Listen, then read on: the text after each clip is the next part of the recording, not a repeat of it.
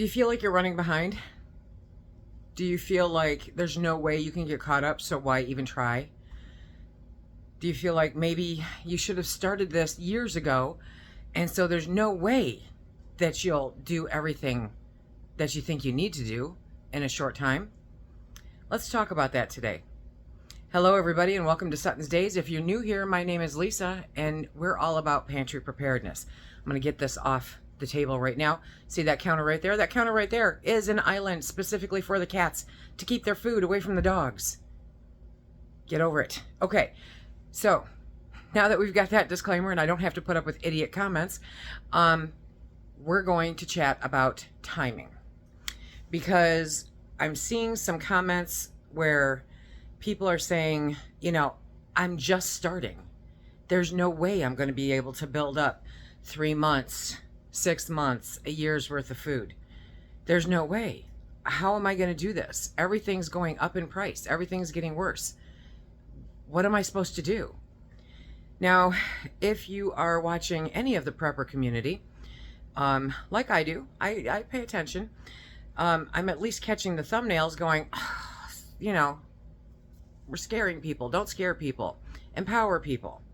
Because that's why I'm here, is to empower you, to show you that it can be done and to teach you how to do it so that you're not wasting money, not throwing it out.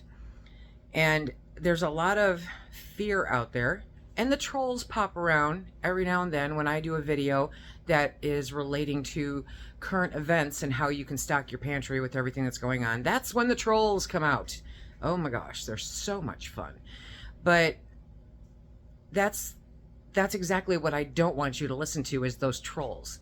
Those horrible, nauseous people that are just there to be toxic and to spread their toxicity to everyone else. This community, and I am very proud to say that at SuttonsDaze we have created a community of amazing, amazing people.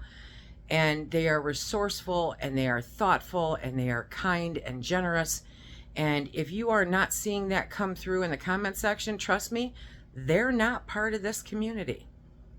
And if anybody says anything about the cats on their island, feel free to go get them, okay? But we're doing this thing, it seems like lately, where everything you see and you read and people are just getting into this and are just getting used to the idea of preparedness as a whole, because it's not something that a lot of us have been raised with for generations. Now, you're very lucky if your parents were Depression era or your grandparents were Depression era. This is the way you've always lived. That's awesome. Pat yourself on the back. Rock on. Help teach other people, okay? You don't put them down. You don't go, nah. We've been doing this. Yeah, I got no use for that. We are here to support each other and to help each other and to guide each other to the safe and correct practices so that people are not wasting money. Nobody's got money to waste anymore. Well, approximately 1% of us do, but it's nobody watching this channel, right? It's nobody recording on this channel. So we want to make sure that we're doing it with intention, with thoughtfulness, and we want to make sure that whether you have been doing this for 3 years, 3 months, or 3 days, that you know you've got this, that you can do this regardless of the chaos that is going on in today's world. The world is a dumpster fire right now. That is no surprise, right? We've all watched it. I've been saying since 21 that we are nowhere near the end. And then I felt kind of validated in my thoughts. I would love to be proven wrong. Trust me on this one. But, you know, I kind of felt validated in my thoughts when I started reading books by historians that were predicting the same thing. I read a book published in the late 90s that predicted a world war in 2025. Okay, great. You know, so it's just one of those things where you start going, I think that I need to pay attention. So if you went through Snowmageddon in Texas, or Ice-mageddon just last month in northern Michigan, or hurricanes, or, you know, anything like that, then in theory, you should have learned that it's necessary to have a supply of various things to make sure that you and yours are able to be safe and comfortable and fed during times of emergency. Okay? That's what preparedness is. That's all it is. It's an insurance. It is, like I say, the best insurance that money can buy, because it is. No matter what you do in your life, at some point or another, something is going to go down the toilet and make your whole world upside down. Okay? Whether it's something like a couple of your dogs decide to eat something they shouldn't have and spend 2 days keeping you up all night running them outside, or a huge car repair bill because, well, yeah, or Ice-mageddon, or a job loss, or a medical, issue, recovery from a medical issue, just the things that you need to keep your household and your people, including yourself, moving forward, even though they're in the middle of an emergency. That's preparedness, plain and simple. But I am seeing comments where people are like, I'm just starting. I don't know where to start. So I'm kind of going to just sit and chat today, because I said this morning in my morning post that spring is always us running around like chickens with our heads cut off. It's like we did nothing all winter long, and everything kind of stagnated because there's only so much you can do when you've got, feet of snow, and when it's 30 below and you don't want to be outside. So you're doing the bare necessity. But then spring hits and it's a little bit warmer. It's not let's go to the beach and hang out warm, but it's warmer. And so you are then on a time crunch because the garden needs to be started by X date, the plants need to be taken care of, the weeding needs to be done, the soil needs to be amended, the animals, if you have any, need to be cleaned out, refreshed, done all that fun stuff.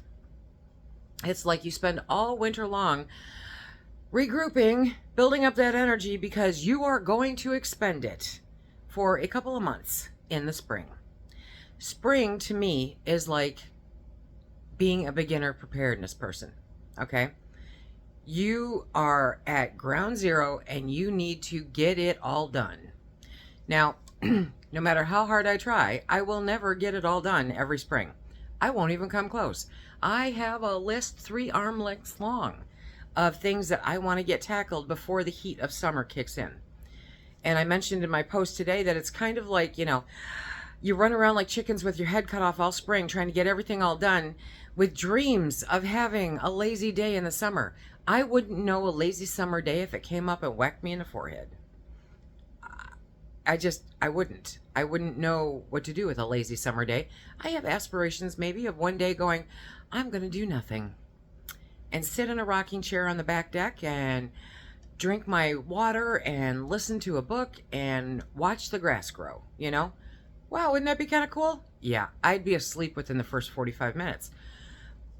But there's that goal that you could actually get caught up to the point where you can take a break.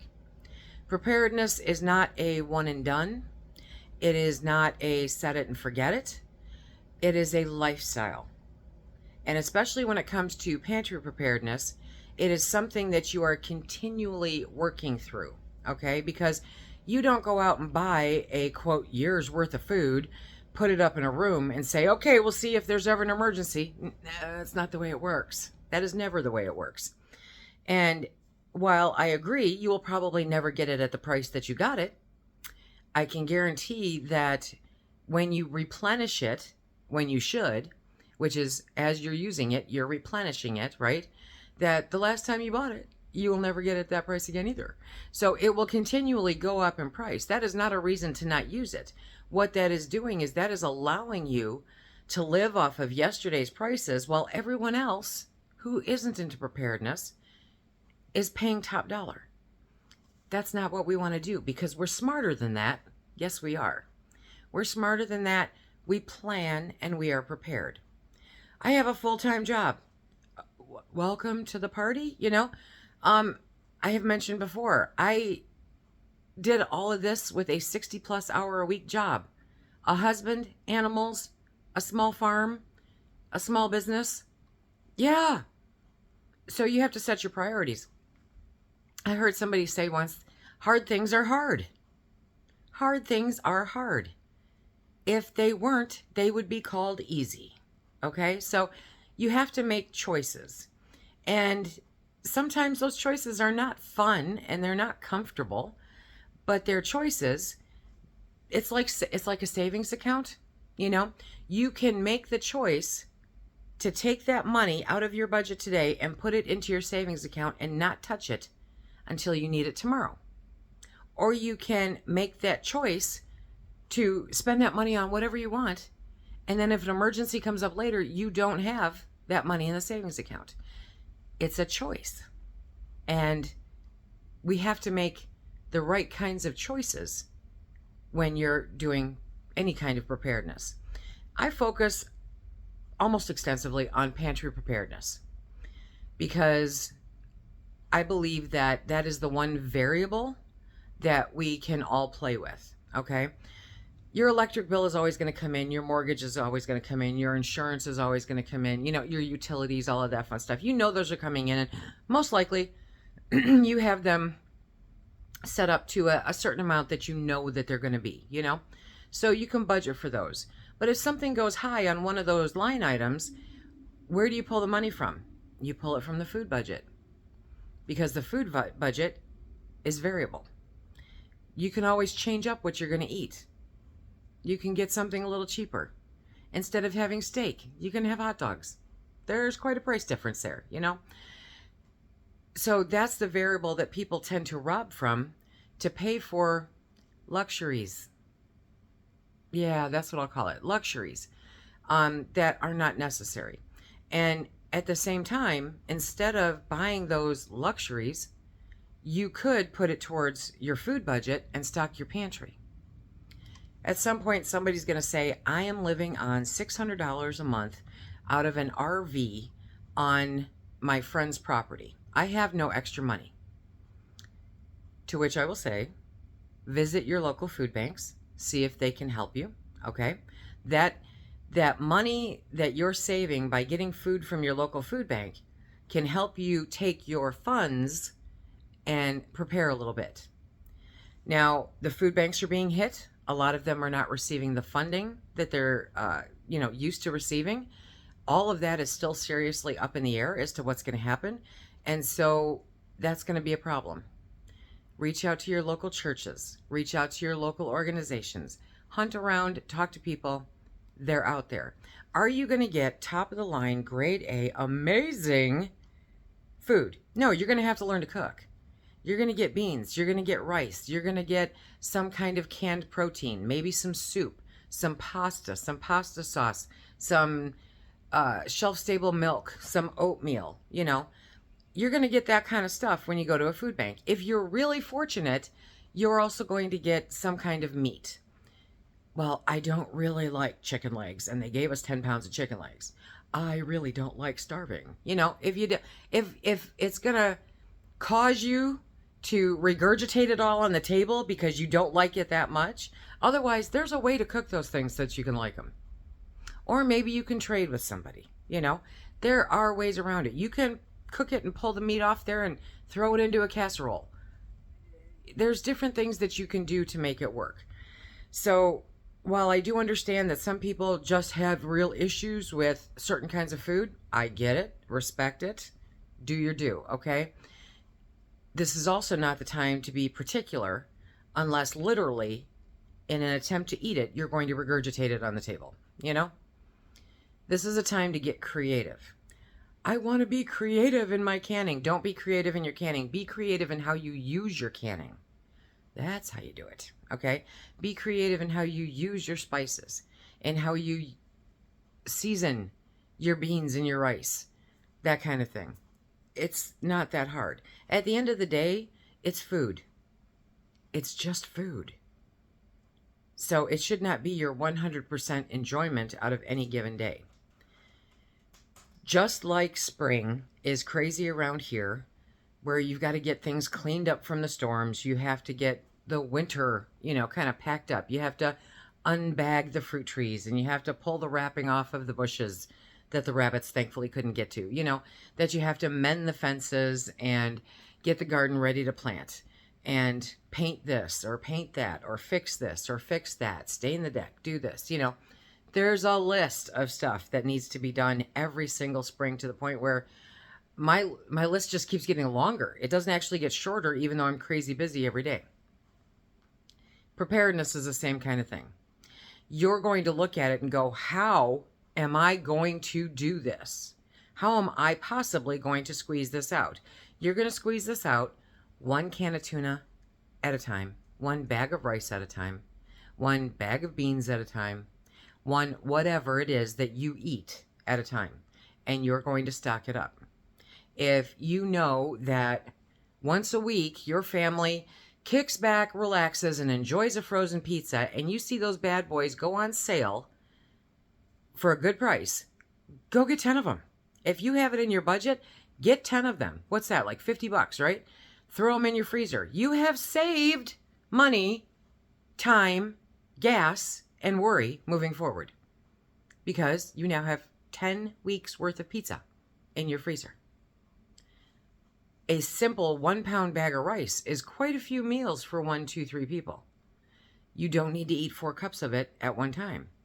And we shouldn't, So it's doing those little steps, those little building blocks, so that you can stock your pantry. It has taken me years to get to where I am. I'm not kidding you, years, okay? So looking at my pantry or anybody else's pantry doesn't matter. It literally does not matter, unless it jogs something in your brain and says, oh, you know what? I like kipper snacks, so I am going to get some of those. They're inexpensive, they're high in protein, they're good, and so I'm going to pick up 5 cans of those and put them in my pantry. I have 2 or 3 years before I have to finish them all. So if I finish them early, I'll backtrack. I'll backfill them. If not, I've got them. And I know that I've got 5 years to eat them. Okay, there you go.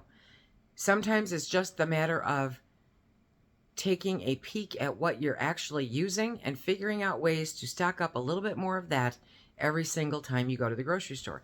It is not too late to start. It is never too late to start. 20 years ago, the preppers were going, oh, it's too late. You should have had it done by now. You should have had it done by now. If anybody in the preparedness community tells you that it's too late, walk away from them. Hard, fast, with great speed, run the other direction. Okay? Because it is never, ever too late. You are never too old to become better prepared for dealing with everyday life emergencies. Because every day, life is going to throw something at us. It's the way life lives. It's just the way it works. So I'm encouraging you to put a buffer between you and the doom and gloom, okay? Put a buffer between you and the naysayers or the Debbie Downers or the negative Nancys. I know, Debbie and Nancy, give me some grace here, okay? But don't let them determine what you can or can't do, because you are literally the only person that can determine that. If you have a chronic illness, then you know that you can't do 400 things in a day, but you can do one really well. And so you do that one thing. If you can only buy one thing this week to put on your pantry for long-term storage, buy one thing. And you are a just amazing success, okay? Pat yourself on the back and go, I did it, because you've got this. You can do this. Anybody in any situation can do this. You can become better prepared to help yourself, to help your household, to help your family and your friends if things get really bad. I'm not big on the zombie apocalypse. Did I watch The Walking Dead? Yes, I did. Did I learn a few things? Not really. But you can't look at it as preparing for the zombie apocalypse, the end of the world as we know it, okay? World War III, God forbid. So you're looking at it as, I just blew my tire out, trashed my rim, and now have to spend $1,500 to fix it. Okay? I have 2 sick dogs, and now I need to pay $100+ for a vet visit if they don't start feeling better. I have to fill in the blank. Okay? And because I have taken the time, made the choices, did the hard things that are hard, because it's hard, then I have that ability now to go, I can pull from that part of the budget and use it for that emergency. And the wheel will keep turning. Because it will. It will regardless. And hopefully it will keep turning smoothly instead of going, that's not good. How did you like that for a demonstration? So don't let anybody tell you it's too late. Don't let anybody tell you that, why bother? Well, A, I like living. B, I like living comfortably. C, I like being able to help people. And my pantry allows me to do that. D, I like saving money. Because goodness knows there is always something trying to suck up my money, If I can put it towards my pantry and free it up in the future for emergencies, for different things, I'm all about that. I'm all about that. I have heard from a bunch of you over time who have given me your amazing testimonials about how your pantry has saved the day. Whether you were recovering from surgery and your husband doesn't know how to cook, and so you were able to show him to open up that jar and heat it up and he has a dinner, You were able to show me how you could save money for something special that you wanted to do with your kids because you had the pantry to see you through that extended period of time. Or you could be like Sam in the UK, who used the January Pantry Challenge, took her food money, and instead of spending it on food, she worked through part of her pantry to make sure that it was getting rotated, and she took that money and bought herself a moving island. She doesn't feed her cats on hers like I do. No, she stores her canning stuff inside of it, which is amazing. So there's always something that you can be working towards, working for, or just building up that buffer, building up that security of knowing that if something comes at you, you don't have to panic. You can make it through it. You can continue to eat and be healthy, help yourself, help your family, help your neighbors when applicable, to get through tough times because you've taken the time to plan for it and to prepare for it. That's what preparedness is. It is not doomsday preppers. I have no patience for doomsday preppers. None. I can remember talking to my mother once about, Mom, you really need to do something about getting a little bit better prepared. She's like, if the world goes to hell, I just want to die. Okay, I'm a little too young for that, so I'm not going with that train of thought. I'm willing to be here and to fight the good fight, I'm willing to stick around and make sure that I can help people and that I can help my family get through tough times. That's how it works. So like when the kids had their stove die, they didn't have any money to replace the stove. Because I knew we could live off of our pantry, I could buy a stove for them. So, poof, being prepared allowed me to do that. Do I have to give up things in order to do that? Yes, I do. I don't go on vacation. I've never been, nor do I ever want to go to Disney World or Disneyland or Epcot Center or any of those things, right? I prefer to stay home. There's that saying I've seen a few times over the internet where, I want to create a life that I don't need a vacation from. Hi, that's me, I want to live my life in a way that allows me to enjoy as much of every single day as humanly possible. So I can get out and go for a walk. I put on 3 miles this morning, 3 miles 3 times a week. I'm going to be doing a 5K run by this summer. That is my goal. So I'm out there doing that. The other 3 days a week, I go spend an hour at the gym lifting weights. Why? Because my health is part of my preparedness. On top of stocking the pantry, making sure that I have backup heating sources, backup lighting sources, that I can take care of my animals, that we can protect ourselves. There's so many different aspects to preparedness that, it could boggle the mind. The point of this is to not get burdened, not get buried in the muck of it, okay? Pick that focal point, and when you get it finished, check it off, move on to the next one. Go back and visit the other one because you're going to rotate through everything, right? But you have that done and you prove to yourself that you can do it. And once you prove to yourself that you can do it, which is why we say stock up for 3 days. When you've stocked up for 3 days, stock up for 3 weeks. When you've stocked up for 3 weeks, stock up for 3 months. When you stocked up for 3 months, stock up for 6, and then stock up for 12. Because as you continue repeating that, it just becomes part of your life, because it is a lifestyle.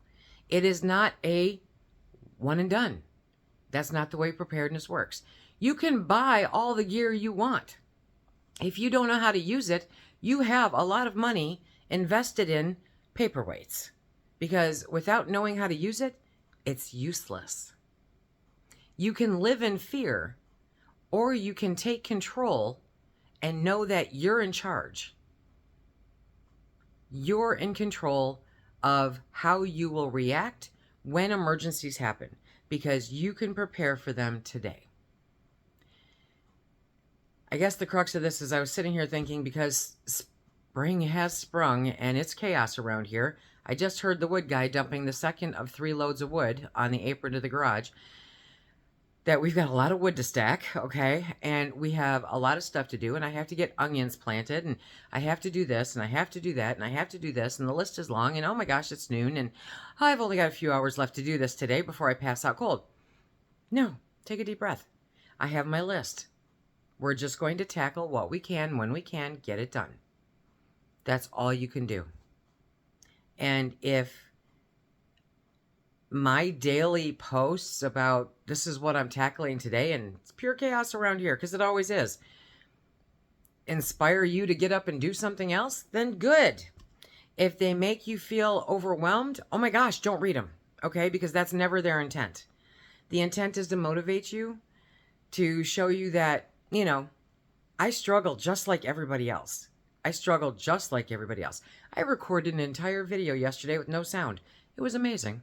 Yeah, took you back like, I don't know, 100 years, but it was in color at least and not black and white. You always have stuff happen. That's just the way life works. You can do this. I have faith in you. We have a playlist right here about how you can stock your pantry. Throw it in the comments section down below. Let me know how your pantry came through for you. Thanks for being with us today. We'll be back again real soon. Until next time, everybody, be safe. Stack it to the rafters, my friends.